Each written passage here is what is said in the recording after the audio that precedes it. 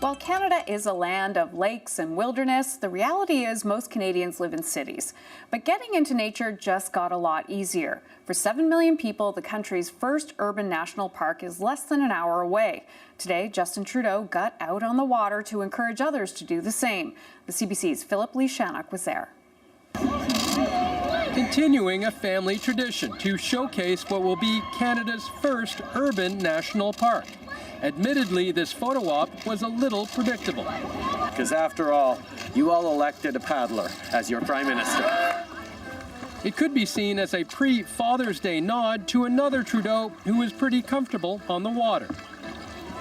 But this is not just a pretty backdrop. Trudeau announced legislation for an expanded national park on this land, one that will help reconcile how Canadians see themselves with reality. So many of us in Canada live in urban settings, but one of the great things about us is we don't define ourselves as an urban nation. We think of ourselves as a nation of wilderness, of wetlands, of rivers, of mountains. It's hoped this first ever national urban park will introduce the outdoors to more Canadians. Plans have been 30 years in the making, but recently hit some rough water. The province had to agree to give up land to Parks Canada, and conservation groups took issue with the legal framework for the new park, crafted by the Harper government. The standard they brought in was weak. It didn't even meet the international definition of a protected area.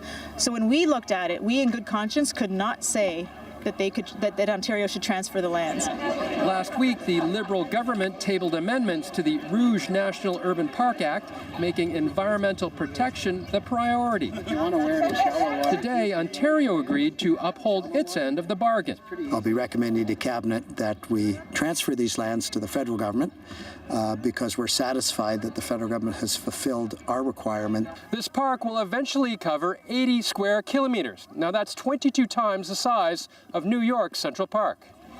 And just minutes away from the country's most populous region, the Rouge will provide a gateway for millions to get their first taste of the national park system. I want to see new Canadians out here. I want to see Canadians really enjoying our natural beauty. And this is an opportunity to come here, and then you can think about what other parks you want to visit. We have parks across the country. I am a canoeing instructor. Some at today's event had never dipped a paddle in the water before. Now a whole new generation will get a feel here for what national parks have to offer.